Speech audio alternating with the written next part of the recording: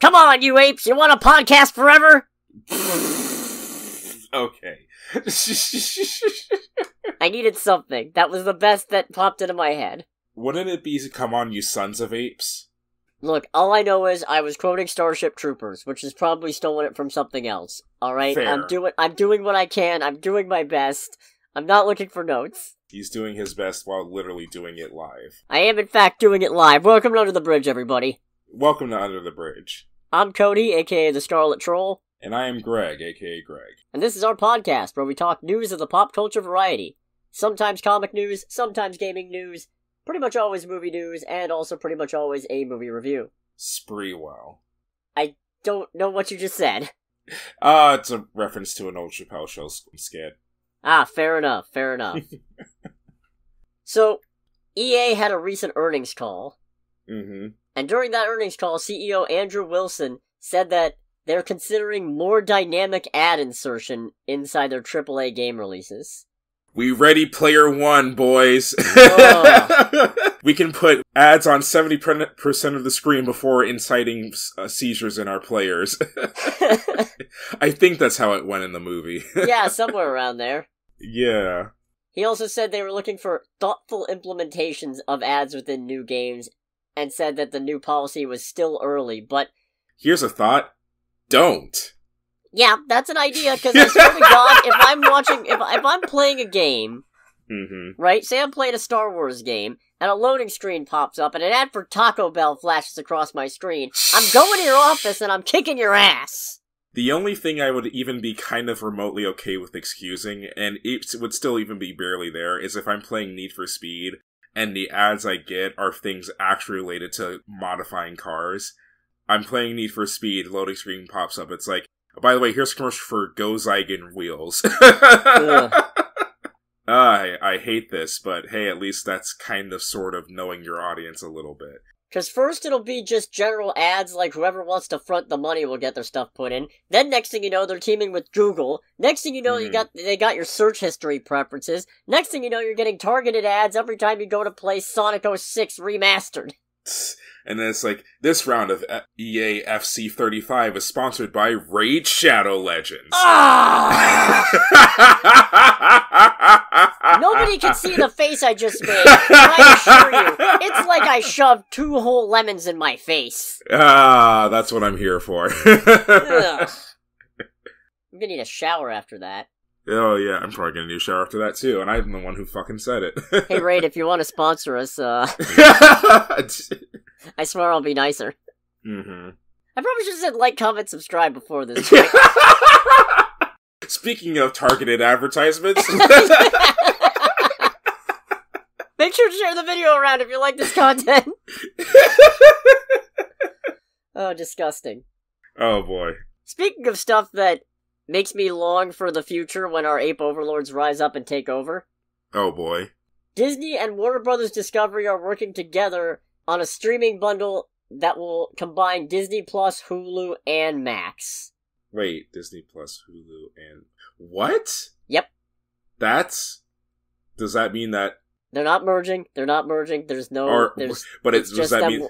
partnering up on this streaming deal. Okay, but I still take that as not necessarily merging, but Warner Brothers proverbially throwing in the towel. No, I think that's Disney and Warner Brothers throwing in the towel, because if Disney Plus was doing that much better, what would they have to gain from this? True. Yeah. Yeah, we're right back to cable. Yes, we are. Welcome back to the to the past. Welcome to the future, and the future is 1998. We're the TVA now. Oh yeah. We're the future, but everything looks like the 60s. For real. Oh my god, does that mean... Wait a minute, if we're in the TVA, does that mean there's a key lime pie dispenser? Oh, hell yeah. Yeah, that's actually a little tempting, honestly. I won't lie about that. Now I want some. Now I really want some. Oh well. So far there's no launch date and no exact price point announced. The plans do include ad-free and ad-supported versions to be available, and this is, in fact, the first cross-company partnership between any of these larger services. Okay. Yeah. Well, that's something. Something. Not good, but something. Yeah, no. 1 step forward, 2 steps back, as they say. Yeah, just a little bit. I probably should have led the movie news with this sadder piece, but you know what? I'm kind of glad that I didn't. Now I get to be like, congrats, we're living in a dystopia, and also Roger Corman is dead. Indeed. Which, very unfortunate, because to say that he had a huge impact on Hollywood would be an understatement. Yes. A gross understatement. He was 98 when he passed on May 9th. Damn. Yeah. And honestly, I didn't even realize how much influence he had until I started doing this rabbit hole of trying to find stuff. Yeah, no, like, this dude he's generally considered, like, the king of B-movies, but I want to say he was actually known as the king of B-movies. King of cult, pope of pop cinema, spiritual godfather of the new Hollywood, that sort of thing. But I probably was most familiar with him as the producer of the best Fantastic Four adaptation we never got. Because he was, in fact, the producer of the 1994 never-released Fantastic Four movie that I totally don't have a bootleg copy of. Nope, why would you ask such a thing? Right. I certainly don't own that. Also crazy, he also directed The Raven, the Edgar Allan Poe adaptation that had Vincent Price, Peter Lorre, and Boris Karloff in it. Oh, okay. So that's insane. Also producer for Piranha, Slumber Party Massacre 2 and 3, The Skateboard Kid. Oh, he did a sequel to the original 1975 Death Race 2000 that I am only just now learning about. And are you familiar with a little franchise called The Fast and the Furious? Oh, no. Well, he had nothing to do with the current iteration, but Good. They did license the name from a 1954 movie that he was producer on. Is that right? Yes. Huh. So if it wasn't for Roger Corman, in part at least, Fast and Furious as we know it would not exist. It would have been called something else. The Family and the Fatally Angry. I think they were considering Race Wars at some point. Okay. I know that the Japanese name is something ridiculous. Wait! Holy shit, that's... That took me way too long to kind of come back around on. Realizing why they didn't go with Race Wars? Yeah! Race Wars! If it isn't obvious, I am very tired. Yeah, I don't blame you. Roger Corman was also the founder of New World Pictures, an indie production studio and distribution studio. He was responsible for distributing a lot of foreign films at a time when the major studios were moving away from it. And also, New World Pictures was a co-producer on the Elvira Mistress of the Dark movie, so he is indirectly... He had left by that point, although he then, I think, later came back and... No, I don't remember if he came back and got it or if he rebranded, but the point is, he is indirectly, at least, responsible for Elvira Mistress of the Dark, the movie, to exist, so... Okay. Yeah, I am not familiar enough with the depth and breadth of this man's work to truly pay tribute, but from the things that I do know and appreciate, what a loss. A loss indeed. If you consider yourself a movie buff in some significant aspect, you have absolutely seen one of his works, because you will have gone down the rabbit hole of weird B-movies at some point. And if you haven't, why are you watching this show? Yeah. I mean, I'm glad you are, I guess, but, like, why? Like, comment, subscribe. Yeah, like, comment, subscribe, then go watch yourself Piranha. Or something he directed, like the St. Valentine's Day Massacre. Apparently, that was, like, one of the only studio films he did, or one of the main studio films he did, and I think it was the last one he did, because he really didn't like doing it. That's funny, actually.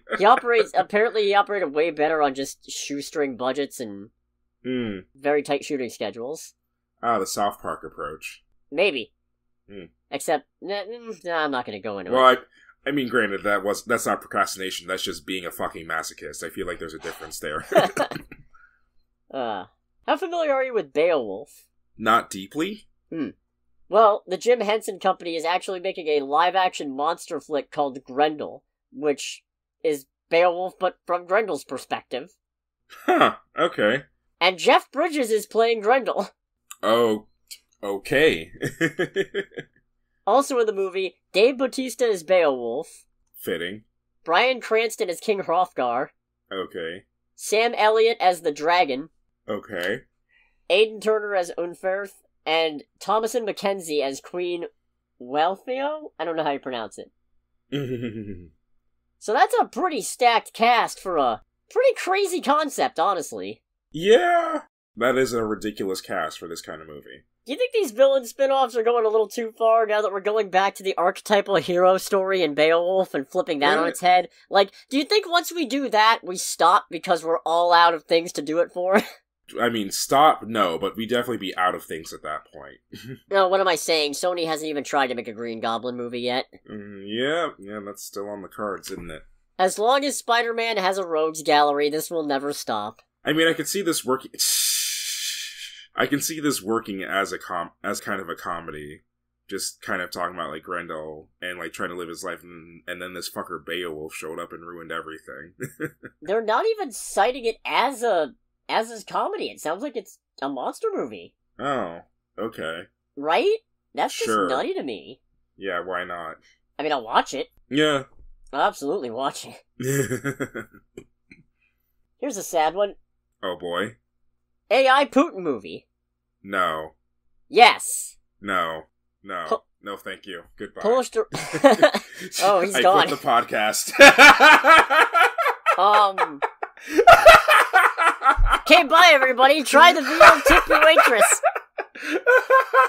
Also, pay your fucking writers. Why an Oh, AI you're back. Putin movie? Well, it's a biopic from a Polish director, Besalil. Ooh, continue? And I haven't watched the trailer because I don't know that I have it in me to stomach a deepfake feature movie. But it sounds like it's not exactly a flattering depiction. Okay, because when you said it was being done by, like, a Polish director, it's like, okay, I have a feeling I know what direction that's gonna go, but continue. And it was first announced in May 2022. Oh! Okay. Yeah, that's fair. So, okay, I can almost see the argument here. Mm-hmm. In the form of, if you're gonna go after Putin, whatever actor you got, I'm not saying he'd get him assassinated. Yeah. But I am saying that. Yeah, as I say, I am saying that's a definite risk. That is a probable cause. Yeah, as I say, I don't think there's any, like, avoiding that risk at that point. You're just kind of owning it more than anything else, because Jesus Christ. So actually, I don't really know what to make of this. They did use, apparently, a Polish actor with a similar build, but used AI technology to overlay Putin's face on the actor. Which, I mean, I feel like that's been done before? Yeah. Maybe not for a starring role, but definitely it's been done. For whatever reason, it makes me think once again of the whole thing of Taika Waititi playing Adolf Hitler in Jojo Rabbit. That's not the same. It's not the same, but it's where my brain goes with it. I mean, they recreated Peter Cushing with CGI. But, I don't know, this one's difficult. Yeah, just a little bit. On one hand, it's an interesting concept that I'm curious about, especially if it's going to be a less flattering thing. But on the other hand, it's like, God, this feels like it would either be pretty solid or really bad. On the one hand, I'm very anti-AI replacing actors. Yes. On the other hand, in this instance of playing a still living person who does not take criticism well. Yeah, I could see the use of AI being justified by, like, we're doing this for the safety of the person playing Russian Hitler. I guess it depends how much they're paying the actor playing him. Yeah. Because if they're still paying him what they'd pay a regular leading person, then go for it. And also, this isn't really a studio film. It's being shopped to distributors at the Cannes Film Market next week, but... Okay. I don't know, that's a tough one. Yeah, just a little bit. It's rough, buddy. Yeah, that is rough, buddy. Lord of the Rings! Sure, why not? You ever want a movie about Gollum? I mean, not particularly. Well, Andy Serkis is directing. Okay. And Peter Jackson is producing. Okay. And it's coming out in 2026, and it's called The Lord of the Rings, The Hunt for Gollum. Neat. Someone's going to be listening to this going, it's like, you're not very excited. It's like, well, here's the thing. You're correct, I'm not. I am not a big Lord of the Rings person. Full disclosure, I've seen the first two, I didn't watch the third. I read the first two books, didn't read the third. I've never read the books. My only experience with Lord of the Rings has been watching the first movie and being very angry at how it ended. And I think I've watched The Hobbits, but I don't think I've ever really sat down and watched them. I think I passively watched bits and pieces while other people were watching them. Okay, I will give myself that I do need to probably watch the first Hobbit movie at some point. I've heard you don't. Oh, really? I mean, The Hobbit was one book. Oh, wait. And they divvied it up into 3 movies. Oh, that's kind of gross, dude. Yeah. Mm. Also worth noting, a 15-year-old fan film, Lord of the Rings: The Hunt for Gollum, was taken down after Warner Brothers issued a copyright strike on YouTube against it the same day that The Hunt for Gollum was announced. The video did come back up in less than 24 hours. No statement was issued. Fun. So, might just be automatic YouTube bot seeing, oh, this has the name of this thing that Warner Brothers owns, take it down. Yeah, But exactly. Gross. Hate it. Yeah, just a tad. Just a little gross. Yeah. If you left it alone for 15 years, it's a little late to come at it now. Better stay up. Mm-hmm. What else do we got? Oh yeah, Marvel stuff. How could we forget the Marvel stuff? Well, I'd like to save it for the end. Oh, fair. Yeah. During the quarterly earnings call on Tuesday... I thought you said during a court hearing. It's like, whoa, whoa, whoa. It's like, alright, now I'm interested. No, it was Disney's quarterly earnings call, and that happened on Tuesday. Well, I guess last Tuesday, for people who are listening to this as it came out. Yeah. But Bob Iger said that he reiterated that they're going to slow down on Marvel stuff, but he actually put a number to it. Oh, really? Yeah, he said, we're slowly going to decrease volume and go to probably about 2 TV series a year instead of 1 to become 4, and reduce our film output from maybe 4 a year to 2 or a maximum of 3. I feel like, I mean, I understand what they're going for, and I don't totally hate it, but it's like, I feel like one of the problems with the MCU as it's currently going is that there's not enough progress being made in the overall story now for, like, whatever the end game is for this section of MCU. So on one hand, I get that, and I'm kind of for it, but on the other hand, I feel like that's also not a good thing, if that makes sense. Yeah, because it's like, okay, you introduced all these different paths and all these different spinning wheels, and now that you're slowing down, you're just kind of gonna kill momentum on all of them? I mean, don't get me wrong, this is important, yeah. I feel like, because the thing is, they have to slow down. They're stretching too thin, their release schedule's too thin, it's resulting in overworking your VFX people, it's resulting in not giving enough time to actually find the story. It's just, it hasn't been the greatest couple of years, and I think that's the end result of trying to do too much all at once. Right. But it's also kind of unfortunate that you let it get this bad before deciding to scale back, because now you're kind of stuck in a damned if you do, damned if you don't. That you have indeed passed the point of no return. Case in point, there are still technically 4 Marvel Studios movies scheduled for 2025. Huh. Which means bye-bye Blade, I guess! Yeah, that movie's never coming out. Never! Not a single frame of that movie will ever see the light of day, I don't think. I know I made this joke before on an episode of the podcast ages ago, but both of us will actually be dead by the time that movie comes out. Because it'll never come out, so we'll be dead. My non-existent grandkids will be watching it in the cemetery where I'm buried. On premiere night. Mm-hmm. It'll be a drive-in cemetery. Oh my god. With a movie theater.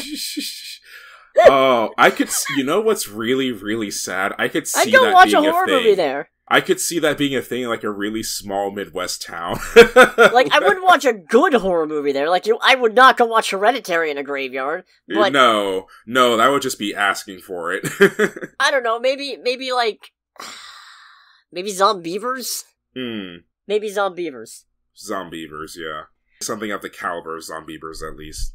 Yeah, something like that. Maybe an older black and white movie, but all the ones that I'm thinking of are like, wait, no, those are actually good, or they're zombie movies. Well, okay, no, I was going to say, or you could do Renfield, but Renfield's actually a good movie. Yeah, I wouldn't watch Night of the Living Dead in a cemetery, that's for sure.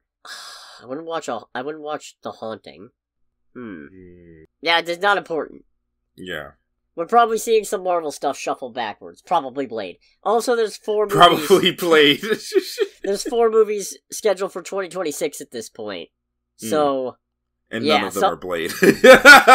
Yeah, so something's moving. Some stuff is probably moving. And then in Fantastic Four news... Oh boy, our favorite. Ralph Ineson, I don't know how you pronounce this, I'm terrible, has officially been cast as Galactus. Oh, really? Yes! Alright. And that means, hopefully, Galactus is a person and not a fucking clown! I love it! Indeed. Also, Ralph Ineson is good. He was the dad in The Vavitch. Right. He was also the Green Knight in The Green Knight, which I really liked. I thought that was a good movie. Oh, Green Knight was excellent. Yeah. Oh, he was a cop in the Secret Service. Kingsman, that is. Oh, was he? Yeah. That's pretty sick. Yeah, okay. Oh, he was in Brahms the Boy, too. I remember that. Didn't like it. You know what I just realized? Because I looked up Green Knight. Dev Patel was the main character in The Green Knight. You're right! I honestly thought that Monkey Man was my first introduction to him as an actor. No, he was in The Green Knight! He was Gowan. Yeah, and he was great. I mean, the whole movie was great. So this bodes well. Indeed. It's also been announced, we don't know who he's playing, but John Malkovich is in the movie. Oh, okay. Who could you see John Malkovich being in this? Okay, I don't want to say my guess, because there's been a lot of discourse about how to handle Doctor Doom's casting. And the point has been made that since Doctor Doom being of Romani descent is an important part of his heritage, you probably should get an actor with similar heritage to play him for the sake of representation, especially because you didn't do it for Scarlet Witch and Quicksilver. Right. But I'd be lying if I said I didn't think John Malkovich would be a really good Doctor Doom voice. He would be a solid Doctor Doom voice. Because, okay, here's the thing. What I think you should do with Doctor Doom is you should have a on-set person in the armor, and you should have a voice actor. Yeah. Because, logically speaking, if you have Doctor Doom out of his armor enough that the actor in the suit needs to worry about his face being seen, you are not doing Doctor Doom right! Yeah, you've already failed at that. That mask stays on! Exactly. It doesn't matter what he's doing. Eating? The mask stays on. Playing the piano? Mask stays on. Jerking to a picture of Reed Richards? You better fucking believe that mask stays on! Oh, that's a mental image that I don't need, but I'm also more entertained by than I should be. You're welcome! It's like, Richards! Drew cannot even finish because of that infernal Richards!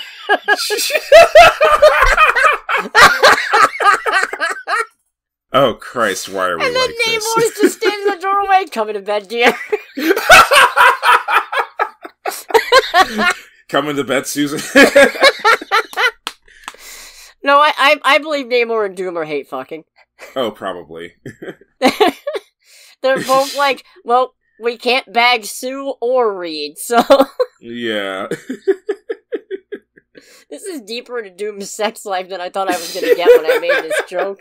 And it's like the questions that nobody asked. No, that's what we're here for on Under the Bridge. Let's go to trailer time before this gets more out of hand. Yeah, let's do trailer time. It's trailer time again. We've got movie previews to watch. It's trailer time again. So we got a couple trailers this week that I thought were worth talking about. We did get new trailers for A Quiet Place Day 1 and Despicable Me 4. Not really much to say about either of those. Yeah. They exist. We also got a trailer for a movie called Thelma. This is not supposed to be Thelma and Louise, right? No, not the slightest bit related. Yeah, because I was just like, is this what they're going for? Have you seen Thelma and Louise?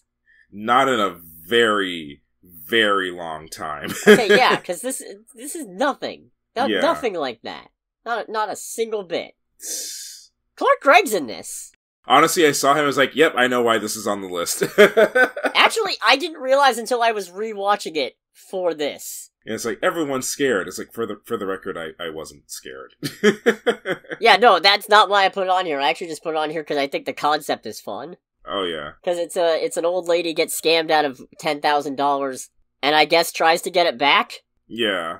No idea if it's gonna work, no idea if when I first heard the concept, I thought, oh, is this John Wick but old lady? But no, it's much more sad and contemplative. And seems like it's also a little bit of a commentary as well. And very little action. Mm-hmm. But I'm still looking forward to this. Malcolm McDowell's in it? Oh, is he? That's Apparently. Harvey. Huh. Okay. Alright. And Parker Posey. And Richard Roundtree. This is a good cast. Yeah. Oh. Wait. When was this movie made? Well, it premiered at Sundance in January. Okay, because Richard Roundtree is dead. He died in October last year. Oh, right. So, this must... Might be one of his last movies, then? Yeah, I suppose. It probably was his very last one. Huh. Damn. Yeah, damn indeed. You know, that Shaft was a mean... Shut your mouth. I'm talking about Shaft. It's amazing that, like, I've never seen the Shaft movies, but it is something... I feel like there's something to be said that this man went from playing John Shaft to the sidekick in this movie, in Thelma. Yeah. No, this is like a good time, and it comes out in like a month. Yeah. Oh, that's neat. Here's hoping there's showtimes, because you never know. Yeah, for honestly. There are movies where, and we'll get to this, but there are movies where I would expect showtimes where there are, and then there are movies where I'm like, when are we getting this? And the answer is, that's the neat part. You don't. You don't. And then we also got another trailer for Twisters. Tornado Ex Machina. I don't know. For me, this feels like okay, this is one trailer too many, and it's only the second trailer. Yeah, honestly. You have given too much away. To be fair, like, this trailer makes me more interested in the movie, while also making me go, alright, I can confirm this is fucking stupid. Yeah, because it's one of those things where I feel like you were gonna put butts in seats based on it's Twister, but this time there's two of them. Mm-hmm. You didn't have to do, also it's on fire? Yeah, that was the thing that made me go, it's like, this is fucking dumb, and then also Tornado Ex Machina. Between that, and the bit in the middle of the town where the town's getting torn up by the oncoming tornado, and there's just like this one piece of material that keeps on hitting shit and making things go even worse, and it's like, convenient, ding, convenient, takes out the water tower, holy fucking shit, what the hell is going on? To be fair, that's kind of part and parcel of what tornadoes do. It gets worse the longer it goes on. Oh no, I'm very aware of that, but I'm gonna put this in the category of I've seen too many movies now. Because my brain goes, yeah, this does happen in natural disasters, but it's clearly just for convenience to build tension. Also, this kind of gives away the whole thing about what the main character's about, where presumably she tried to stop a tornado in the past and it didn't work out and probably lost her boyfriend or something, and now she's gonna hook up with Glenn Powell or whatever, and it's like, okay, Yeah, the implied sexual tension in this trailer can be cut through with a butter knife. It's ridiculous. But mainly I'm just mad that you gave away the flaming tornado. That's the kind of thing where, like... Yeah, it's like, dude... If I didn't know that was coming and that happened in the movie theater, I'd be like, oh, shit! Yeah, we real now. But instead, I'm just gonna be like, oh, it's that bit from the trailer. Why...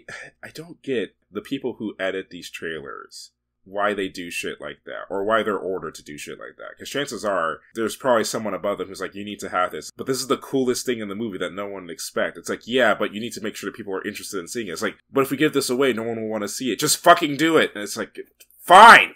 It really is a tightrope, isn't it? Yeah. It really is a tightrope. Let's talk box office. Let's do box office. I saw the highest grossing movie this weekend. Yay. Because I saw Kingdom of the Planet of the Apes. Mm-hmm. Which took in $58.4 million domestically this weekend, and as a domestic total, it's sitting at $131 million worldwide against a $160 million budget. Damn. So it's still got a ways to go, but it's been getting good reviews. It got a B Cinema Score, which is kind of hard for me to believe, but... Okay. No, that's bad. Oh, is it? B is bad.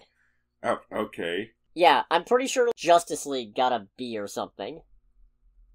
What? Right? No, we've had this conversation before, like when Joyride got a B. I was like, that's bad. I mean, as much as I like Joyride, I can see why Joyride got a B. I can't. Yeah. Justice League got a B+. Okay, now that's just fucking wrong. That's ridiculous. Yeah. That movie's a C- if ever there was one. Indeed. Hell, I'd call that movie a D. Hell, I'd call that movie an F. It's not Batman v Superman bad. Yeah, Although, it's not that bad. Then again, it's kind of bad, but in a different way. I don't feel like getting into it. Yeah. We give it a D for down with the Snyder cut, I guess. You give it a D for Diana Prince? We give it a B for Barbie having a really good dig at the Snyder cut. Yeah. Now, the movie we both saw this weekend took 13th place at $391,776 because we did not actually get around to seeing The Fall Guy. Right. Instead, we saw Not Another Church Movie. Which, do we want to talk about that first, or should I talk about the Apes first? I mean, I feel like we can get Not Another Church Movie out of the way first, because I have a feeling that both of us have less to say about that than what you have to say about Apes. Yeah, so this is a movie produced by JMC Media and Monty the Dog Productions and distributed by Briarcliff Entertainment. And I think it's a parody of Tyler Perry movies?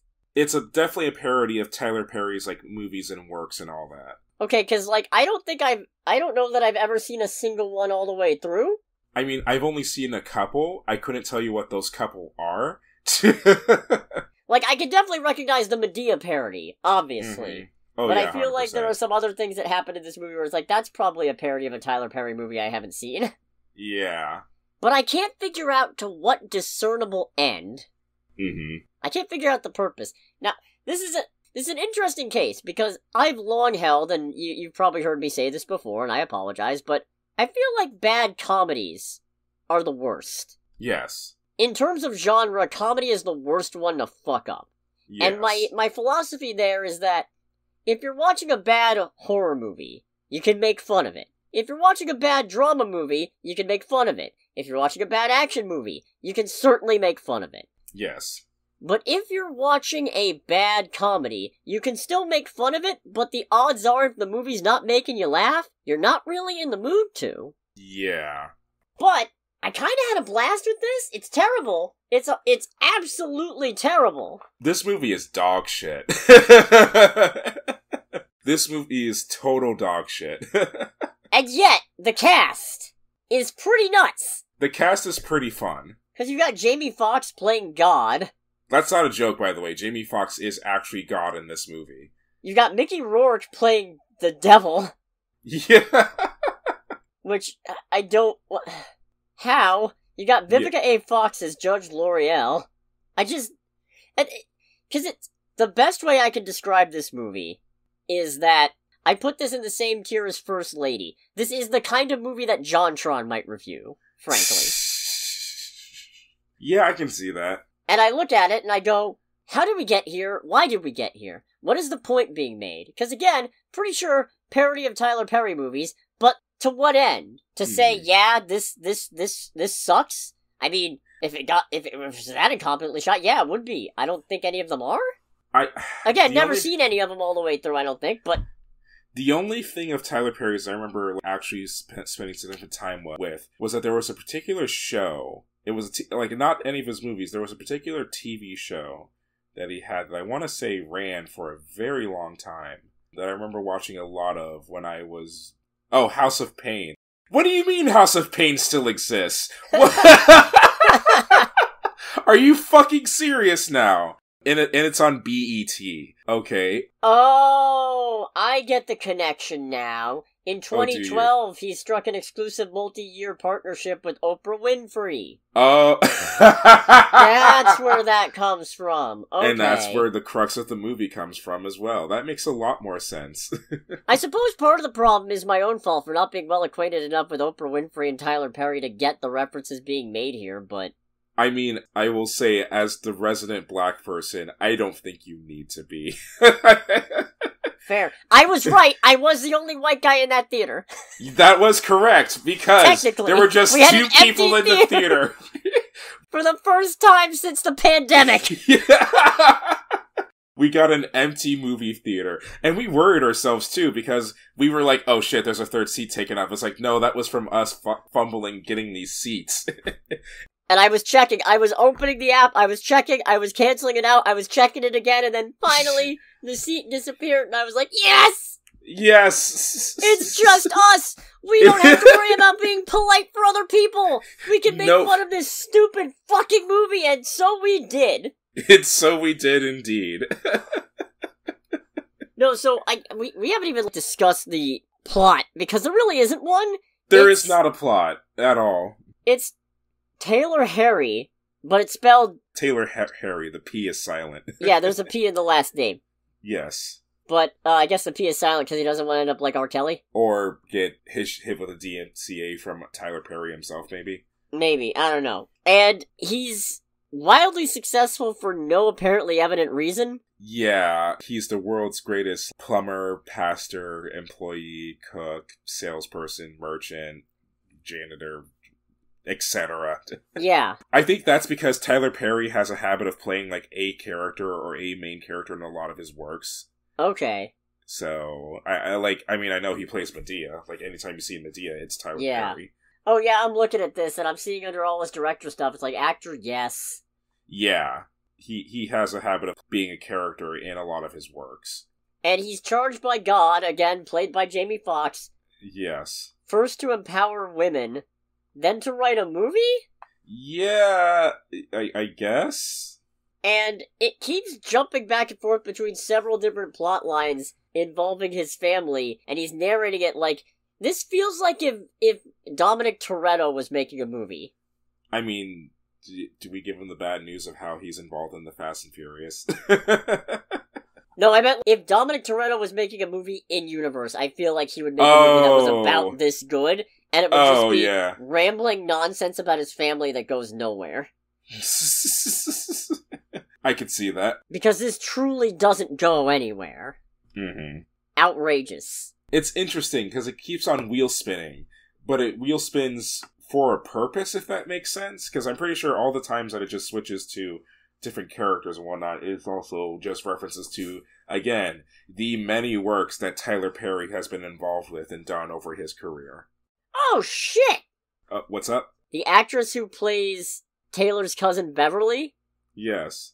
Is Kyla Pratt, who's Penny Proud from the Proud Family. No kidding! And Eddie Murphy's daughter in the Dr. Doolittles. Oh, okay. Holy shit. That's something. How did they get her for this? I don't know. How did they get Jamie Foxx for this? Were they just all lining up to take a swing at Tyler Perry? Is that it? Maybe. I guess, but you could have picked a better movie to do it. Mm-hmm. I mean, there's some funny lines in this. Oh yeah, there's some zingers in this movie. They're stretched out, but there are some zingers in this movie.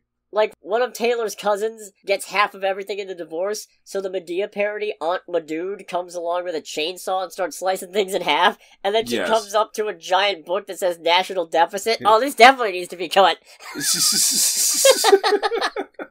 I thought that was pretty good. That was pretty good. There's a bit where I think it's also Beverly. She's like writing in her diary, and she goes, "It's like, today I follow my mother's advice. Spaghetti, pizza sauce, ground turkey, basil, garlic.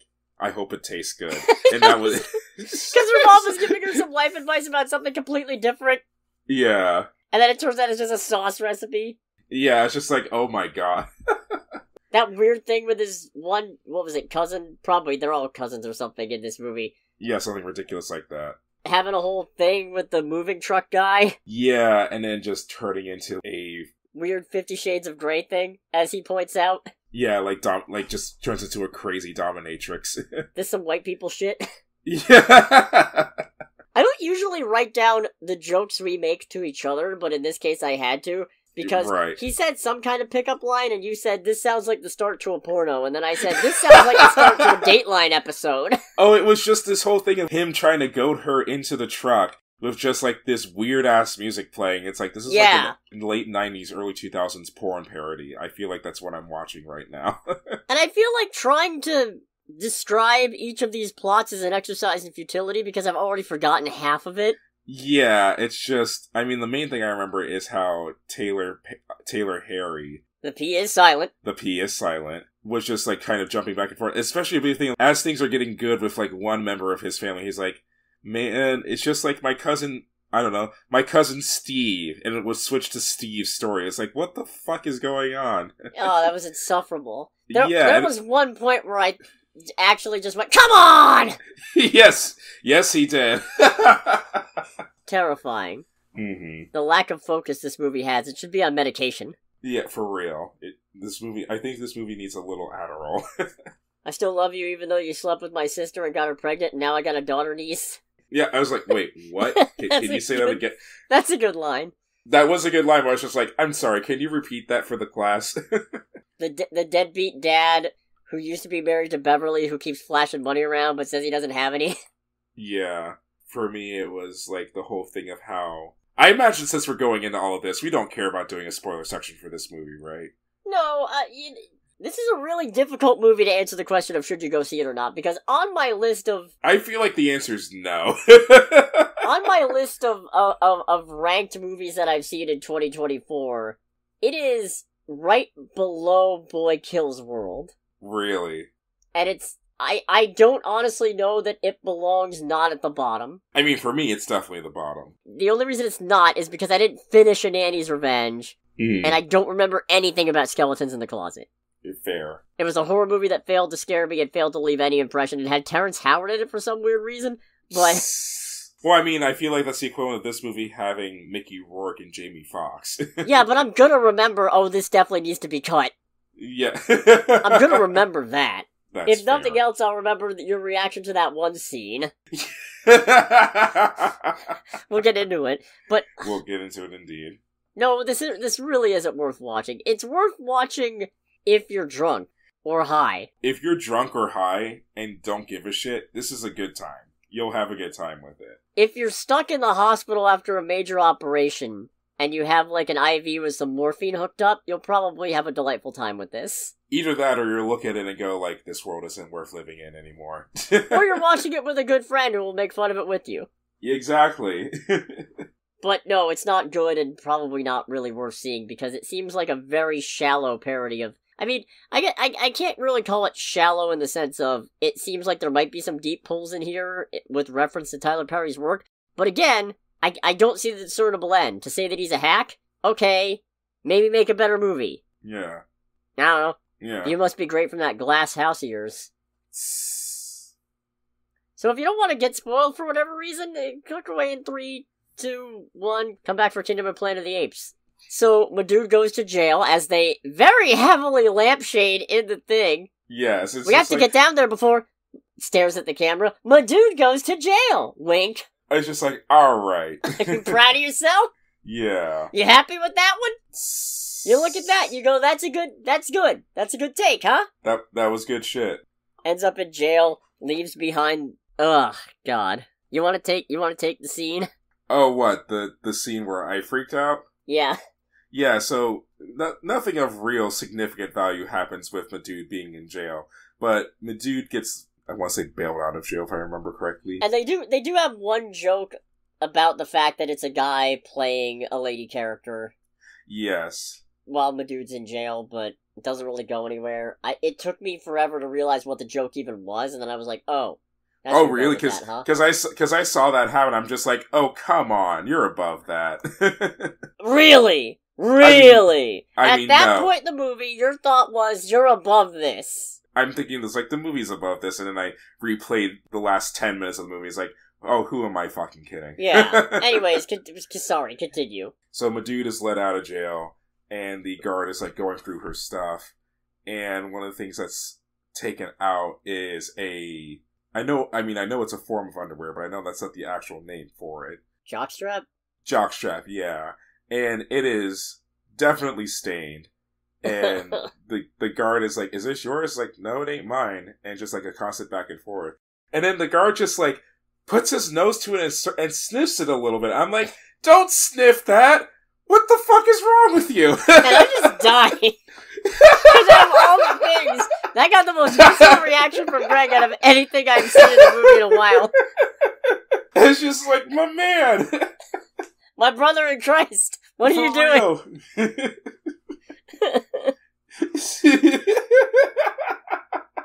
So the movie literally starts with Oprah Winfrey, who is definitely not Oprah Winfrey, completely distinct. Oh, no, yeah, not at all. Deciding to find a successor to her legacy of, her magazine and her school in Africa and her show that, 20 people show up to. Yeah. Wow, she has less people at her live showing than we have subscribers. Oh, that makes me feel pretty good. Yeah, if you're ever feeling down, remember that. We're not Oprah Winfrey. We're not Oprah Winfrey. So apparently she's got God's number and demands that he find her a successor, or he's cancelled. Which... Yeah. That's pretty funny. That's pretty good. God just hangs up in heaven, consulting with the angels and doing whatever. And there was a pretty good joke where he says something to the effect of, "Oh, I could say the M-word up here, it's heaven." And then points at this white woman who's at the table, but you can't. Yeah. And everyone else is laughing, she's just like, she has a face of like, oh. Yeah, no, I was like, oh, yep, feel that. Yep, that tracks. Yep. All my side children. The Kardashian spinoff. And so, I'm trying to remember how I connect this Oprah Winfrey thing back to the movie, because it has nothing to do with anything. No, it's mentioned real quick in, the beginning, and mentioned one other time, 10 minutes after that, and then it's not brought back up again, really, until the very end of the movie. Yeah. There's a whole thing with Beverly being not able to afford rent, except it seems like she probably can and just doesn't pay the bills. Yeah. I mean, we established that because she gets narked on by her kids for that later. Yeah. Because it turns out that, she's apparently inherited a massive house from, a dead relative that she never knew about. Her dad. Her dad, yeah. I'm not gonna keep that joke to myself. Well, you kind of didn't, but... Yeah. But then it's she's like, look at all this water. It's like, how am I supposed to pay this water bill? And her kid goes you just do what you always do. Don't pay it. Damn. Yep. That's a dumb movie. Mm-hmm. It ends with Taylor being made Oprah's successor for some reason. Yeah, it's you are here to empower all the women. I'm just like, oh boy. Yeah. That seems accurate and correct. Mm-hmm. Ugh. Mm. No, not great. We had a good time just sitting there being two chuckle fucks and making fun of it, but this is not a good movie. God, that won't happen again for years. Probably. If or ever. Or either that or we just go out of our way to see it. Well, no, I don't even want to say to see another shitty movie, because one of the other movies that we didn't get to see that no one else was in the theater for was Pig. And Pig was phenomenal. Pig was amazing. Yeah. But then there was Profile. Which was not amazing. Not amazing at all. Kill him again. That's my favorite. Just when he gets blown up in a drone strike and she's sobbing, and we're just like, yeah, alright, kill him again! Perfection. It was lovely.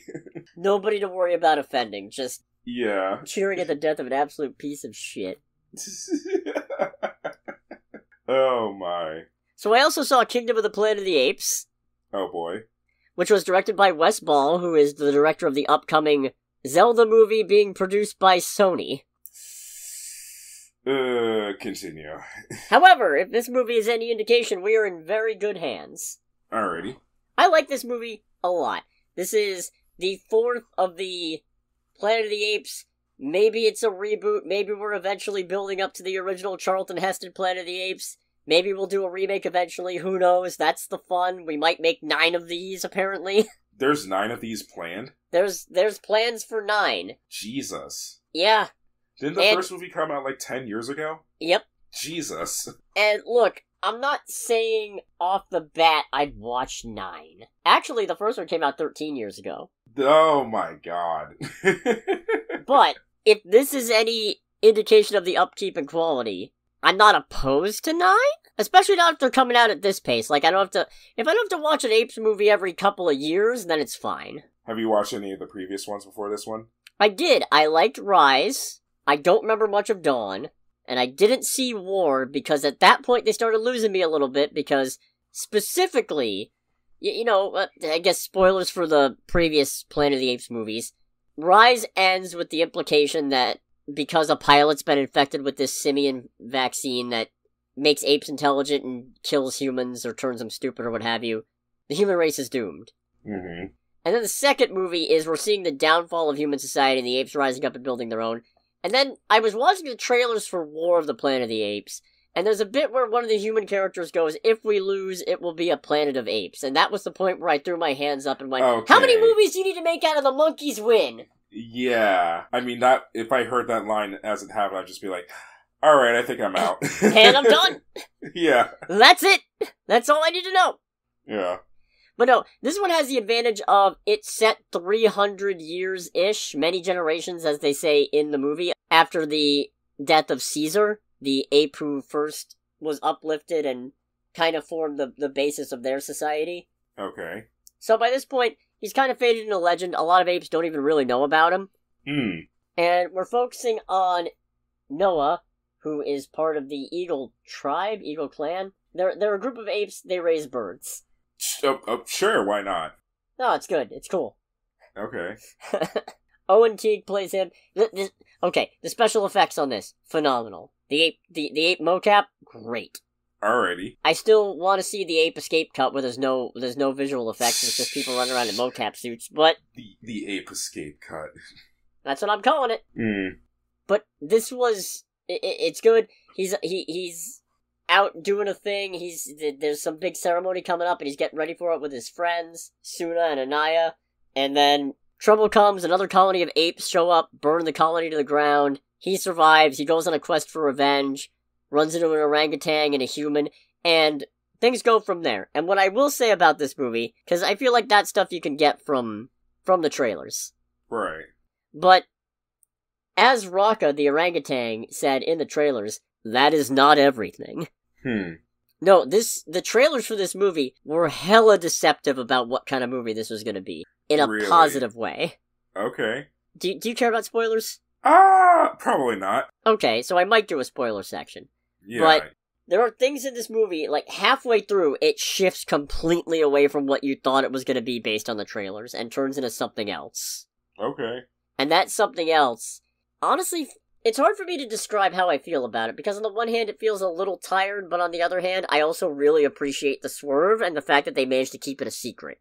Okay. Because I looked at this and I thought, okay, cool, so this is a thing, this is an adventure, they're gonna stop Proximus Caesar, played by Kevin Durand. He's a bonobo who's got his own huge kingdom, basically operating out of a wrecked ship. And he's going around forcibly assimilating all the other clans into his kingdom, essentially. Right. Kevin Durand does a really good job in this. So, I had to do a double take and look it up real quick when you mentioned Kevin Durand, because I was like, basketball player? Oh, and no. It's like, nope, completely different bloke. Nope, the Blob in X-Men Origins Wolverine. Wait, okay, not that Robin Hood that I was thinking of. Okay, cool. I saw Little John in Robin Hood, and I was like, the Taron Egerton one? But no, one with Russell Crowe, apparently. Okay. No, it's interesting to see how this world has developed and kind of faded, because a lot of human structures are still there, but they've very heavily fallen into disrepair. It seems like the apes have largely figured out how to get along without them, to an extent. Noah doesn't even know who Caesar is at first, so... His teachings have been kind of lost. Raka's the last protector of Caesar's words, functionally. So he's trying to keep that alive. You know, the ape shall not kill ape stuff, all that good stuff. Yeah. There's a lot of throwbacks to some of the older movies, but I genuinely don't feel like it loses anything for not having seen them, because it has been a minute since I've seen The Planet of the Apes. Like, the movie does a good job of being self-contained if you've never seen any of the previous ones. I think so. There's a lot of setup for future stuff, especially near the end. But it also does a really good job feeling like you don't really have to have seen the other ones. If you're willing to buy into the concept of, yeah, they're sentient apes, they run society, humanity's devolved, why? We'll figure it out.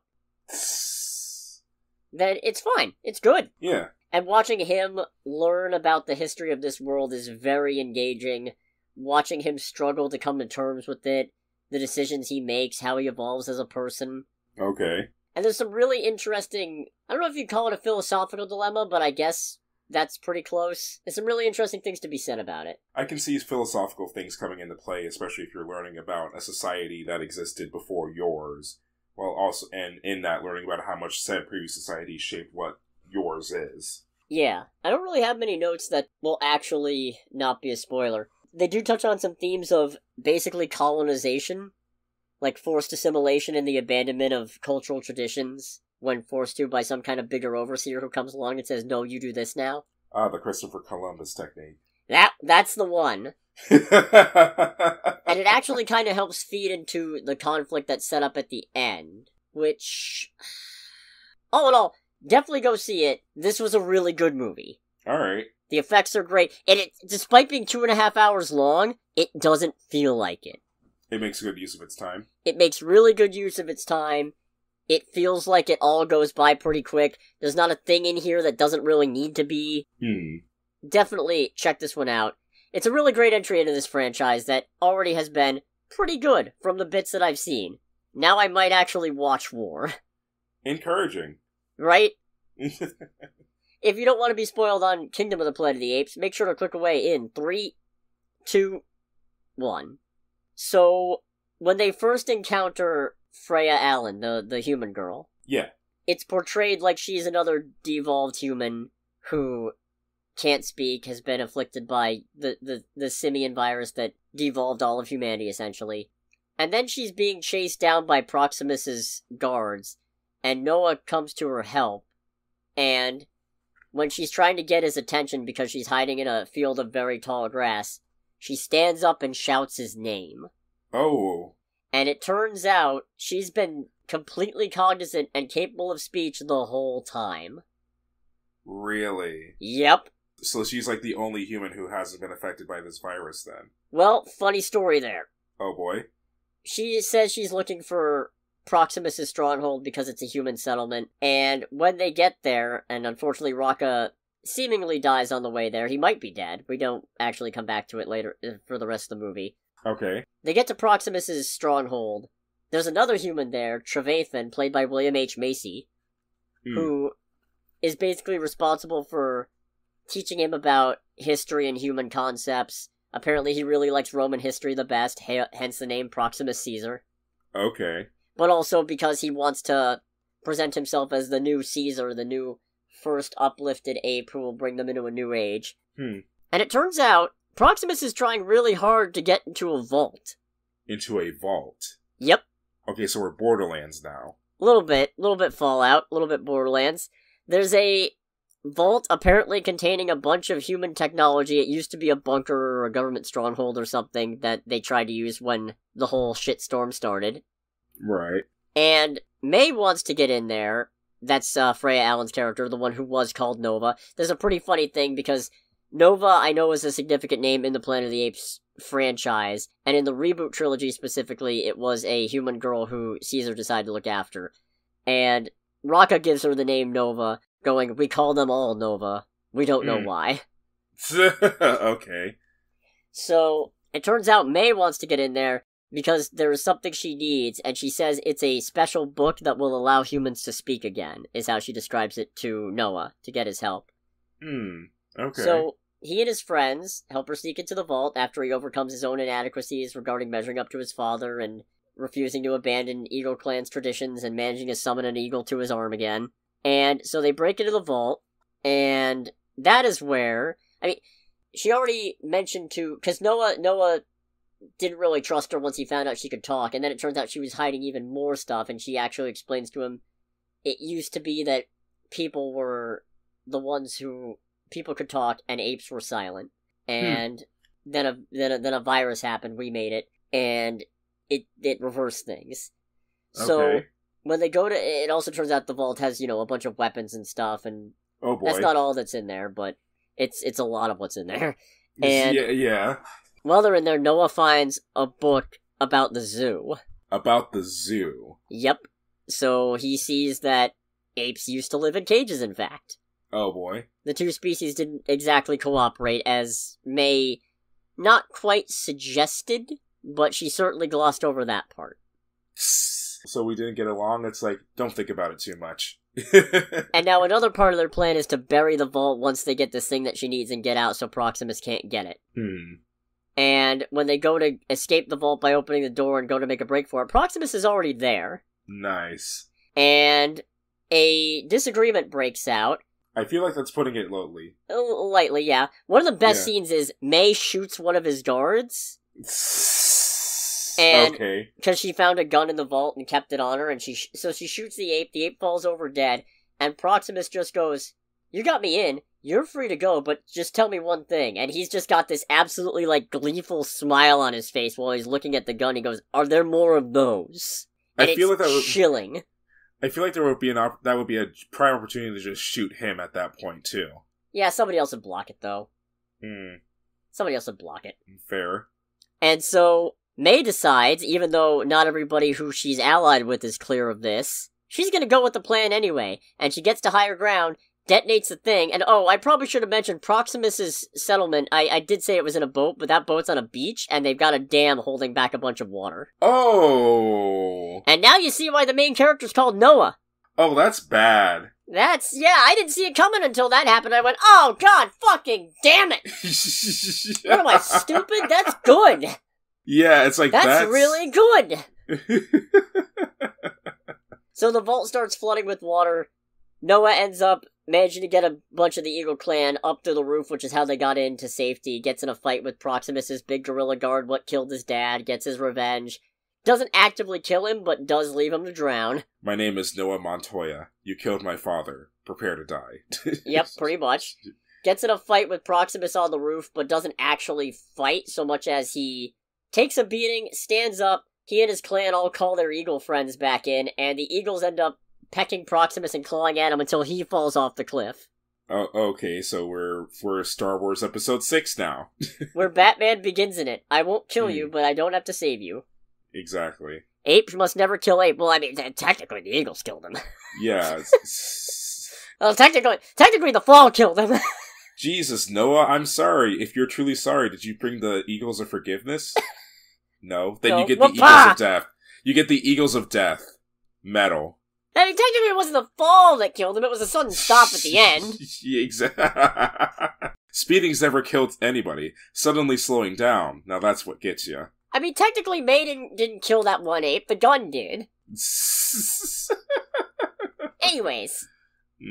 They go back to their village, they rebuild, they're working on some new stuff, and then May shows up one last time, having a conversation with Noah where she doesn't really apologize so much as she's trying to make a case for why she did what had to be done, because there's a constant thing where May is constantly trying to argue from a position of, this was all ours, humanity made this, are we supposed to just leave it? And then Noah, and also Trevathan, countering with, you're not going to be able to go back to how things were, because now there's another sentient species on the planet. And Noah makes the point, what are we supposed to do? If you become the dominant species again, are we actually going to cooperate, or are apes going to go back to being in cages? And she doesn't answer.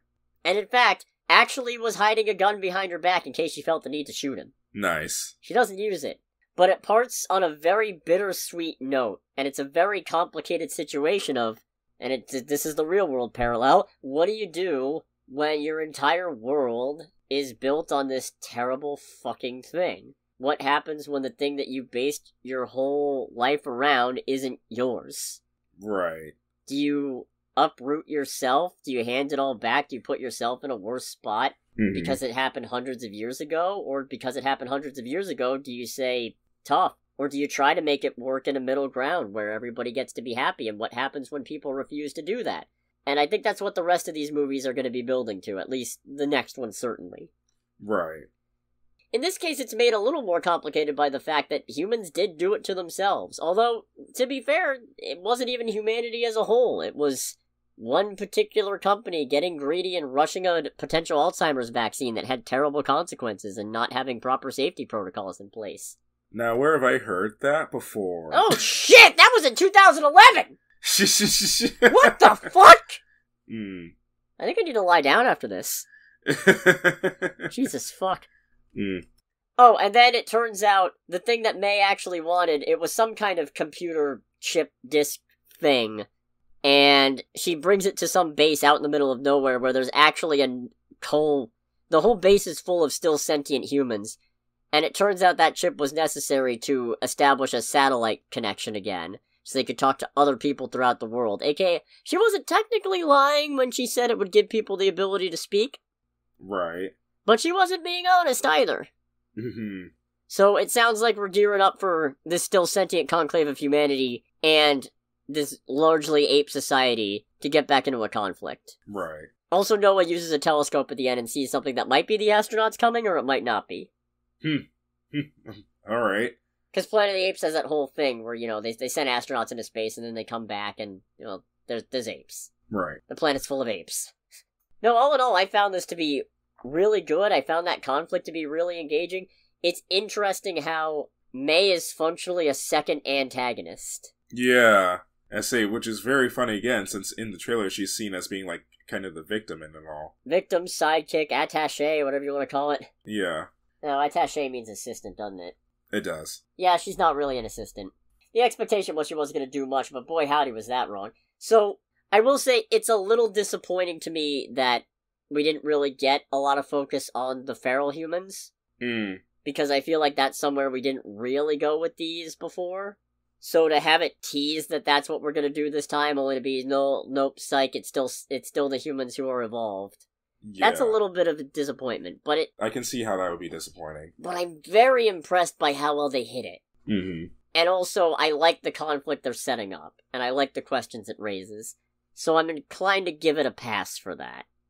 Fair. I'm sure once we get to the full Planet of the Apes, there won't be any sentient humans anyway. We'll have wiped ourselves out or something. Probably. Honestly, one of my favorite things about this whole thing is they're traveling along. They're on their way to Proximus's holdout or whatever, and they're riding on horses, and then they see a zebra, which apparently none of them have seen before. And they just stop, and Rocco just goes, "What is that?" It's just befuddled by a damn zebra. Right. This is a really good movie. I'm glad I saw it. That's encouraging to hear. Is the end result of this. So, next week, we got a few options, it looks like. We have got John Krasinski's If. Mm-hmm. We've got The Strangers Chapter 1. Or we've got the Amy Winehouse biopic, Back to Black.